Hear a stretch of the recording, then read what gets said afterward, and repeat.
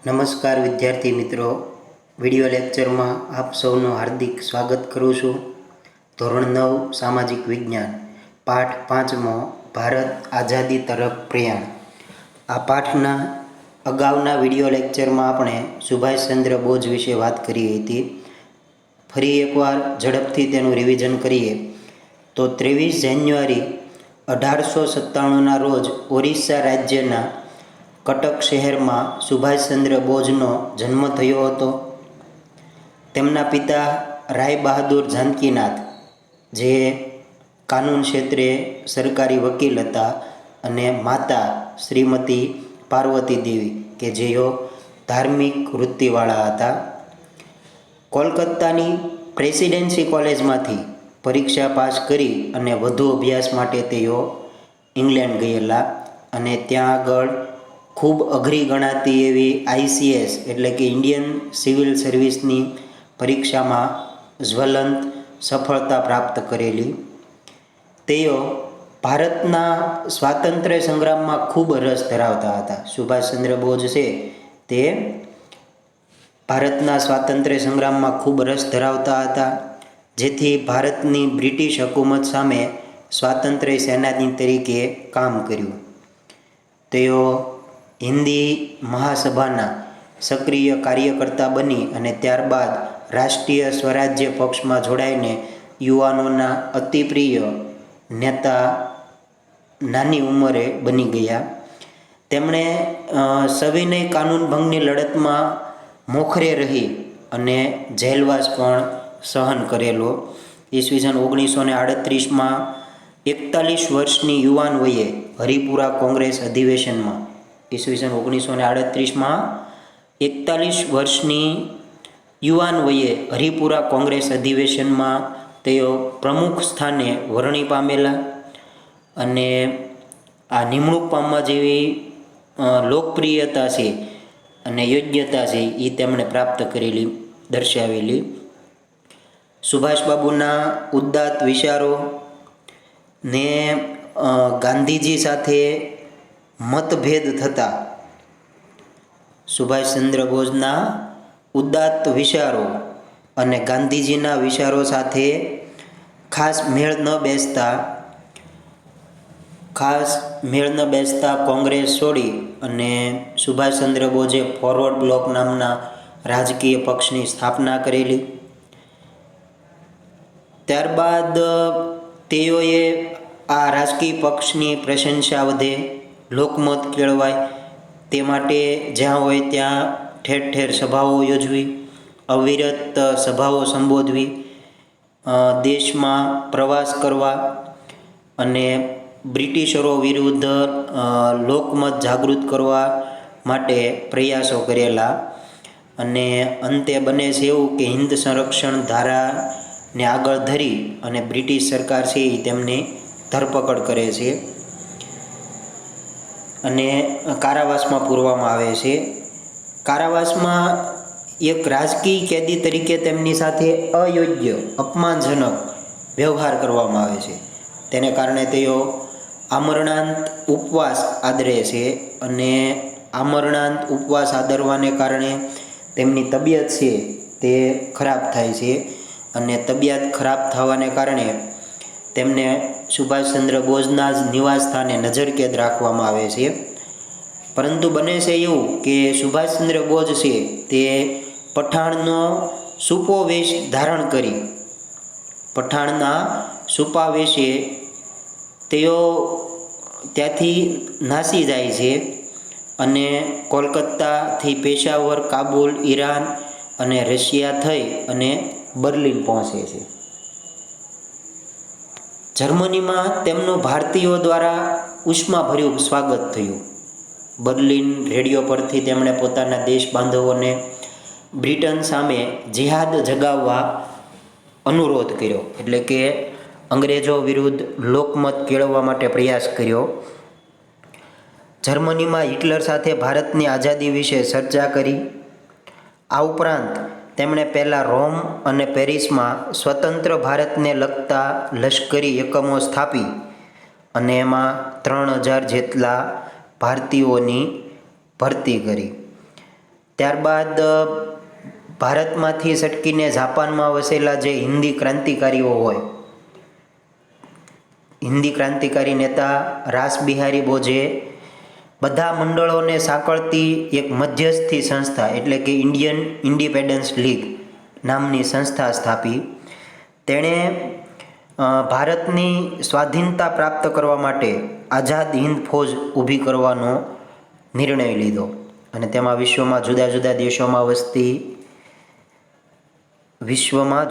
દેશોમાં વસતા જે હિન્દીઓ જેવા કે મલાયા, જાપાન, ચીન, સુમાત્રા, જાવા, હોંગકોંગ, બોર્નિયો, અંદમાન, મ્યાનમાર વગેરે જગ્યાએથી 100 જેટલા પ્રતિનિધિઓએ હાજરી આપી, જેમાં જાપાનના હાથમાં યુદ્ધ કેદી તરીકે પકડાયેલા મોહનસિંગે આ પરિષદમાં હાજરી આપી. રાસબિહારી બોઝ છે તે ઇન્ડિયન ઇન્ડિપેન્ડન્સ લીગમાં પ્રમુખ તરીકે વરણી પાયમાં ચૂંટાયા. હવે આજે આપણે આઝાદ હિન્દ ફૌજ અને ઇન્ડિયન ઇન્ડિપેન્ડન્સ લીગ વિશે વાત કરીએ. આઝાદ હિન્દ ફૌજ અને ઇન્ડિયન ઇન્ડિપેન્ડન્સ લીગ. અંગ્રેજોની કડક સુરક્ષા ભેદીને સુભાષચંદ્ર બોઝ એક સબમરીન દ્વારા બર્લિનથી સિફતપૂર્વક જાપાન પહોંચે છે. સુભાષચંદ્ર બોઝ છે તે અંગ્રેજોની કડક સુરક્ષા હતી, તેમાં આ સુરક્ષાઓમાંથી બહાર આવી અને સબમરીન મારફતે સુભાષચંદ્ર બોઝ છે તે બર્લિનથી જાપાન પહોંચે છે ઈસવીસન 1943માં.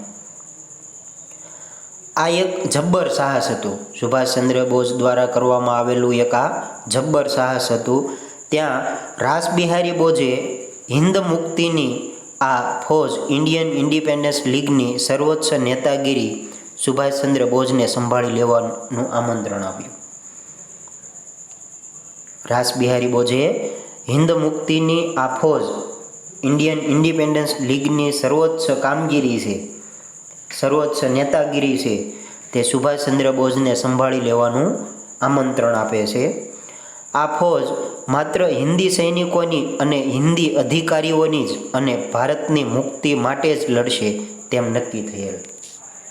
ઇન્ડિયન ઇન્ડિપેન્ડન્સ લીગની જે ફૌજ તૈયાર થયેલ તે માત્ર હિન્દી સૈનિકોની અને હિન્દી અધિકારીઓની જ અને ભારતની મુક્તિ માટે જ લડશે તેવું નક્કી થયેલ, જેમાં જાપાન અને અગ્નિ એશિયાના હિન્દીઓની મદદ મળી.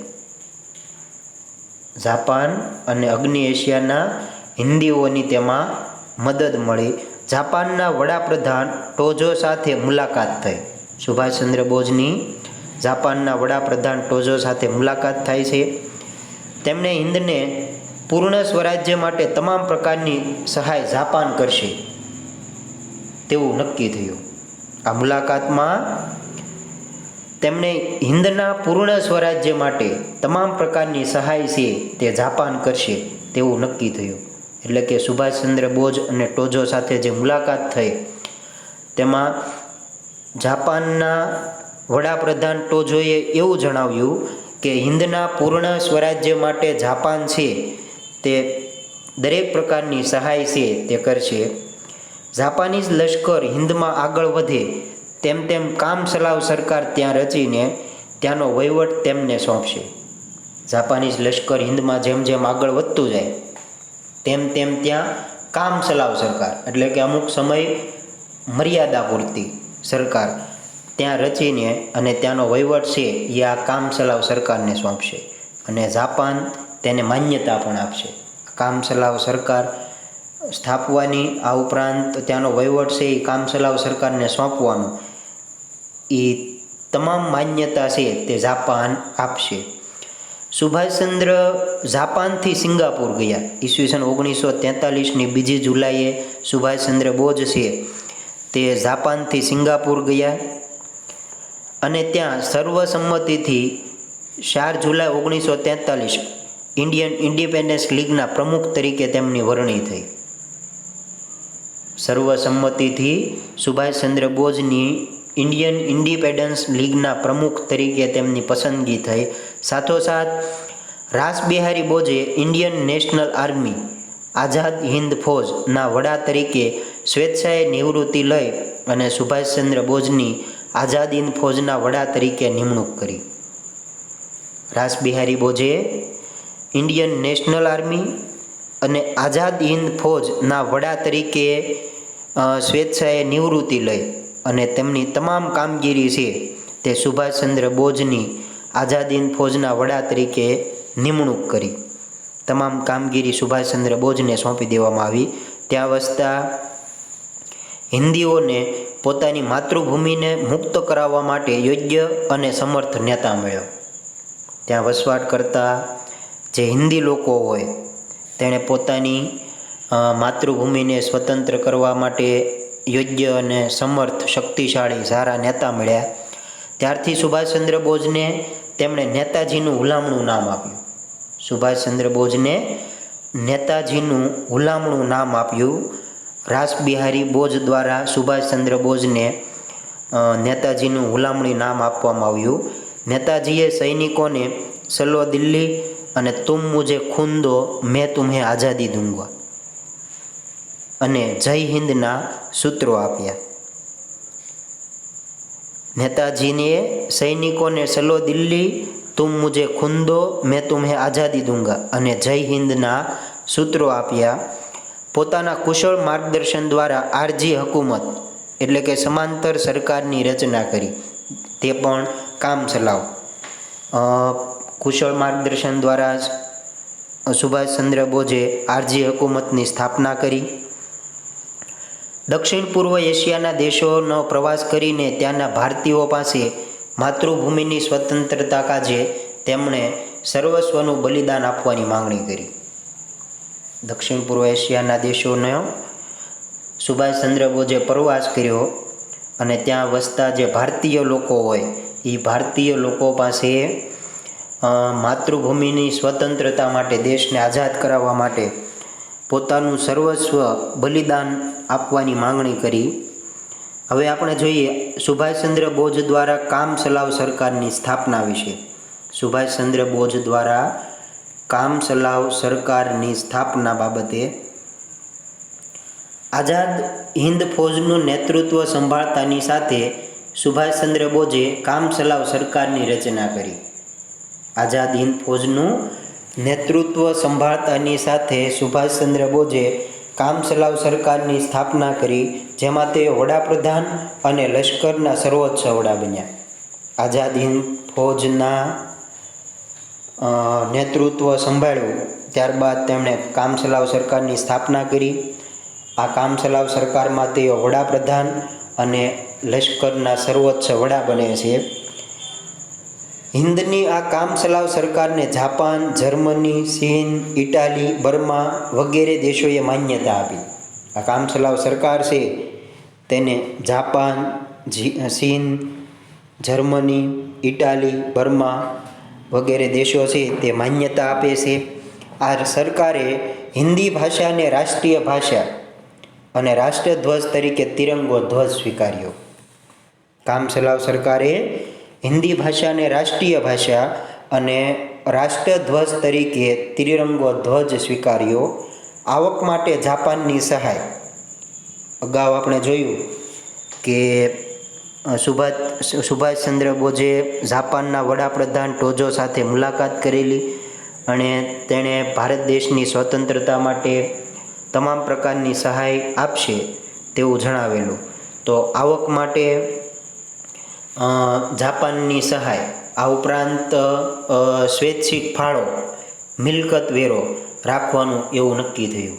કામ ચલાવ સરકાર માટે જે આવક જોઈએ એ આવકમાં જાપાનની સહાય, સ્વૈચ્છિક ફાળો અને મિલકત વેરો રાખવાનું નક્કી થયું. નેતાજીએ ઈસવીસન 1943માં અંદમાન નિકોબાર ટાપુઓની મુલાકાત લઈ અને આ ટાપુઓને અનુક્રમે શહીદ અને સ્વરાજ્ય નામ આપ્યા. આ પણ પરીક્ષામાં એક માર્કમાં પૂછાઈ શકે કે અંદમાન નિકોબાર ટાપુઓને અનુક્રમે કયા નામ આપ્યા.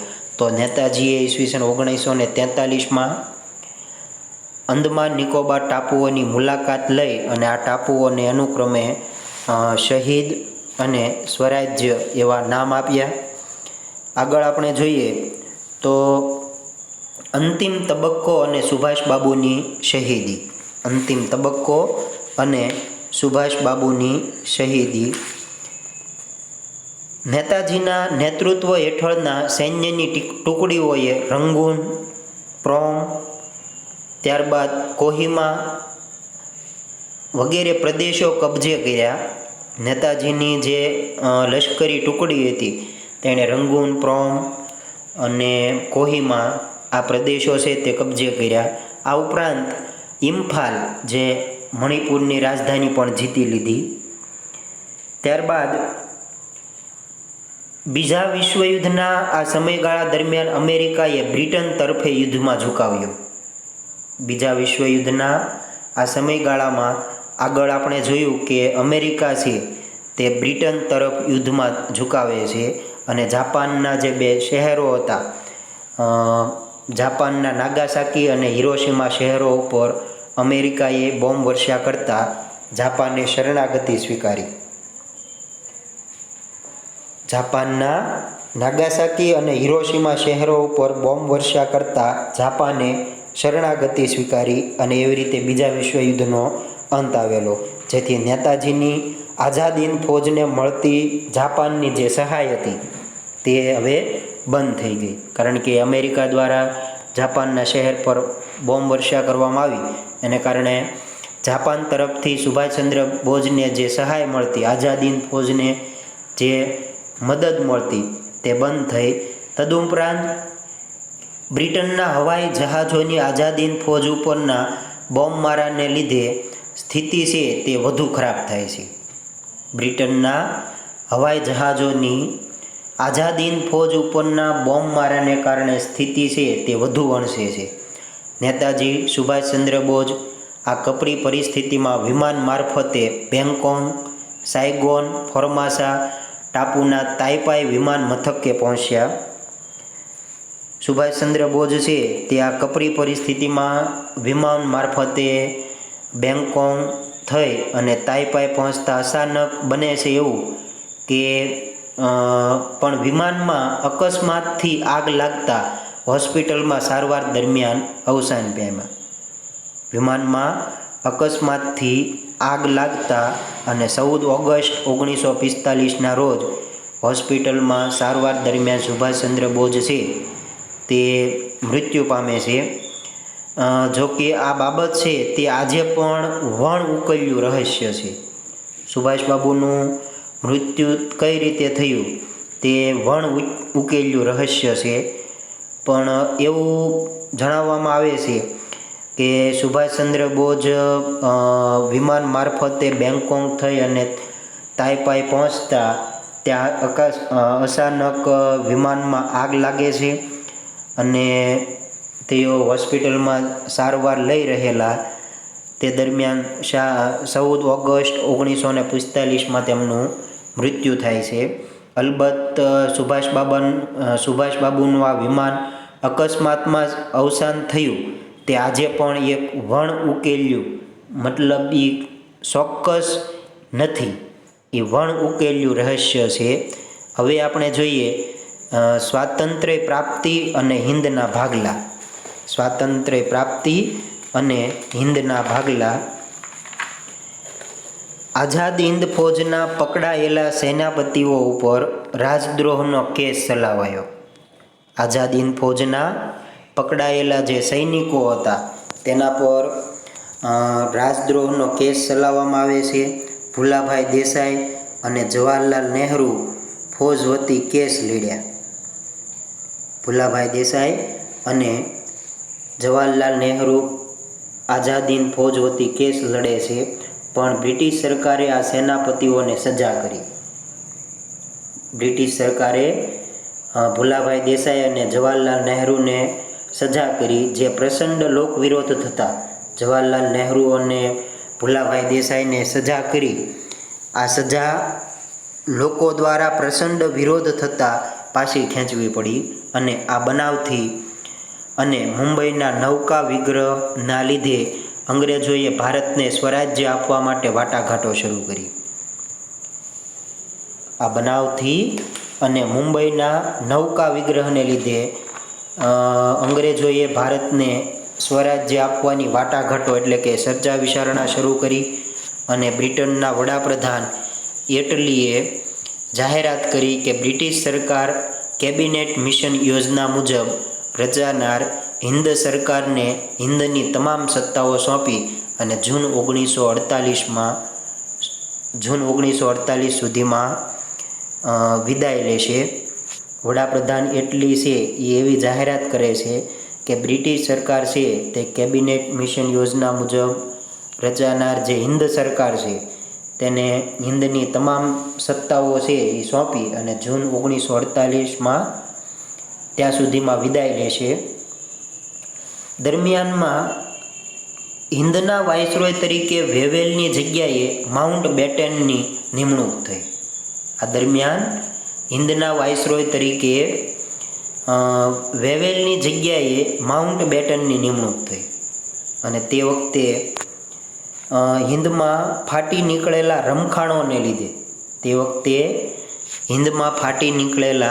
રમખાણોને લીધે દેશની સ્થિતિ વધુ કરુણ હતી. કોમી રમખાણો ફાટી નીકળેલા એને કારણે દેશની સ્થિતિ છે તે દયાજનક હતી. બંધારણ સભાની રચના માટે જુલાઈ 1947ની ચૂંટણીઓમાં કોંગ્રેસને 210માંથી 201 અને મુસ્લિમ લીગને 78માંથી 73 બેઠકો મળેલી. આ દરમિયાન 1947ની ચૂંટણીઓમાં કોંગ્રેસને 210માંથી 201 અને મુસ્લિમ લીગને 78માંથી 73 બેઠકો મળેલી. પરિણામે લીગે પાકિસ્તાન માટે પ્રબળ માંગણી કરી. એને 78માંથી 73 બેઠકો પ્રાપ્ત થયેલી મુસ્લિમ લીગને, એટલે મુસ્લિમ લીગે પાકિસ્તાન માટે પ્રબળ માંગણી કરી અને સરકાર ઉપર દબાણ લાવવા 16 ઓગસ્ટ 1947ને સીધા પગલા દિન તરીકે પાળવાનો આદેશ કરતા સમગ્ર હિન્દમાં કોમી હુલ્લડો અને તોફાનો ફાટી નીકળ્યા. સરકાર ઉપર દબાણ લાવવા માટે 16 ઓગસ્ટ 1947ને સીધા પગલા દિન તરીકે પાળવાનો આદેશ આપ્યો. આવો આદેશ કરતા સમગ્ર હિન્દમાં કોમી હુલ્લડો અને તોફાનો છે તે ફાટી નીકળે છે. આ જોતા સરદાર પટેલ, નહેરુ સહિતના કોંગ્રેસના નેતાઓને એવું લાગ્યું કે પાકિસ્તાનની માંગણી સ્વીકાર્યા સિવાય અન્ય કોઈ વિકલ્પ નથી. સરદાર વલ્લભભાઈ પટેલ, જવાહરલાલ નહેરુ આ સહિતના કોંગ્રેસના જે અગ્રણી નેતાઓ હતા તેમને એવું લાગ્યું કે પાકિસ્તાનની માંગણી સ્વીકાર્યા સિવાય અન્ય કોઈ વિકલ્પ રહેતો નથી. કારણ કે પ્રબળ પ્રમાણમાં હિન્દમાં કોમી હુલ્લડો અને તોફાનો છે તે ફાટી નીકળેલા અને જો આના પર નિયંત્રણ મેળવવું છે તો હિન્દના ભાગલા સ્વીકાર્યા સિવાય, પાકિસ્તાનની માંગણી સ્વીકાર્યા સિવાય અન્ય કોઈ ઓપ્શન રહેશે નહીં. મુસ્લિમ લીગ અને ઝીણાના હઠાગ્રહથી બંધારણ સભાનો મુસ્લિમ લીગ દ્વારા બહિષ્કાર થયો. મુસ્લિમ લીગ અને ઝીણાના એટલે કે મોહમ્મદ અલી ઝીણાના હઠાગ્રહથી એટલે કે આગ્રહથી બંધારણ સભાનો મુસ્લિમ લીગ દ્વારા બહિષ્કાર થયો એટલે સ્વીકારવામાં ન આવ્યો. લીગે 31 જાન્યુઆરી 1947માં પાકિસ્તાન પ્રાપ્તિ માટે જલદ કાર્યક્રમના આગ્રહના લીધે હિન્દ વિભાજન સ્વીકારવાની પરિસ્થિતિ ઊભી કરી. 31 જાન્યુઆરી 1947માં પાકિસ્તાન પ્રાપ્તિ માટે જલદ કાર્યક્રમના આગ્રહને લીધે એટલે કે એવા કાર્યક્રમો યોજવામાં આવ્યા કે જે જલદ હોય, વિનાશકારી હોય, જેની પરિસ્થિતિ છે તે ખરાબ આવી શકે તેમ હોય, એવા જલદ કાર્યક્રમના આગ્રહને લીધે હિન્દ વિભાજન સ્વીકારવાની પરિસ્થિતિ છે તે સર્જાય. ત્યારબાદ આગળ જોઈએ તો આ સંજોગોમાં બને છે એવું કે માઉન્ટ બેટને નહેરુ અને સરદારને સમજાવ્યા. માઉન્ટ બેટને જવાહરલાલ નહેરુ અને સરદારને સમજાવ્યું કે અનેક સ્વાયત્ત અને વિરોધી એકમોવાળી, અનેક એટલે ઘણી બધી, સ્વાયત્ત એટલે અલગ અલગ, સ્વતંત્ર, અનેક સ્વતંત્ર અને વિરોધી એકમોવાળી ઘણી બધી સ્વતંત્ર સત્તાઓ હોય અને પરસ્પર વિરોધી હોય, તો આવા વધારે પડતી અને અંદરો-અંદર વિરોધી એકમોવાળી નિર્બળ કેન્દ્ર સરકાર કરતાં કેન્દ્રને આધીન એવી વહીવટી એકમો સાથેની સુદૃઢ કેન્દ્ર સરકાર ધરાવતું હિંદ છે તે વધારે શાંતિ ભોગવી શકશે. પરસ્પર અલગ અલગ અને વિરોધી એકમોવાળી જે સરકાર બને તે નિર્બળ હોય, એની કરતાં કેન્દ્રને આધીન એવા વહીવટી એકમો સાથેની જે સરકાર બને તે સુદૃઢ હોય. તો આ સુદૃઢ કેન્દ્ર સરકાર છે તે હિંદનું વધારે હિત થશે, વિકસિત બનાવશે અને શાંતિ ભોગવી શકશે. આવું માઉન્ટ બેટન દ્વારા જવાહરલાલ નહેરુ અને સરદાર વલ્લભભાઈ પટેલને સમજાવવામાં આવ્યું. આ પ્રશ્ન પણ અગત્યનો હોય. ફરી એકવાર કે અનેક સ્વાયત્ત અને વિરોધી એકમોવાળી, અનેક એટલે ઘણી બધી, સ્વાયત્ત એટલે સ્વતંત્ર અને વિરોધી એકમોવાળી એટલે કે પરસ્પર એકબીજાની વિરોધી એકમ ધરાવતી હોય, પરસ્પર વિરોધી સત્તા હોય. તો અનેક સ્વાયત્ત અને વિરોધી એકમોવાળી નિર્બળ કેન્દ્ર સરકાર કરતાં આ જે સરકાર બને એ નિર્બળ હોય, તો એ નિર્બળ કેન્દ્ર સરકાર કરતાં કેન્દ્રને આધીન એવા વહીવટી એકમો સાથેની જે સરકાર બનશે તે સુદૃઢ બનશે, મજબૂત બનશે. તો એ જે સુદૃઢ કેન્દ્ર સરકાર છે તે હિંદનું વધારે હિત જાળવી શકશે, હિંદ છે તે વધારે શાંતિ ભોગવી શકશે. આવું માઉન્ટ બેટન દ્વારા સરદાર વલ્લભભાઈ પટેલ અને જવાહરલાલ નહેરુને સમજાવવામાં આવ્યું. નેતાઓને આ દલીલ યોગ્ય લાગી. માઉન્ટ બેટન દ્વારા નેતાઓને જે સમજાવવામાં આવ્યું કે નિર્બળ કેન્દ્ર સરકાર બને, પરસ્પર વિરોધી સરકાર બને, એની કરતાં કેન્દ્રને આધીન વહીવટી એકમો સાથેની જે સુદૃઢ સરકાર બનશે એમાં હિંદનું હિત છે તે વધારે થશે. તો આ નેતાઓને આ દલીલ છે તે યોગ્ય લાગે છે.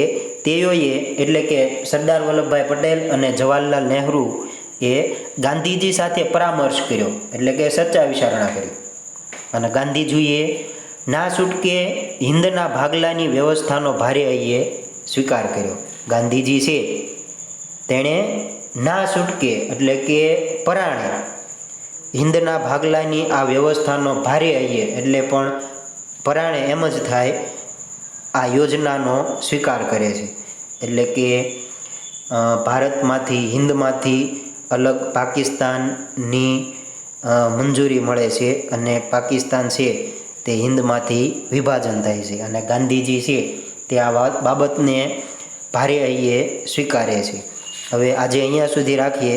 આજનું જે હોમવર્ક છે તે શોર્ટ નોટ લખવાની છે. સ્વાતંત્ર્ય પ્રાપ્તિ અને હિંદના ભાગલા, સ્વાતંત્ર્ય પ્રાપ્તિ અને હિંદના ભાગલા.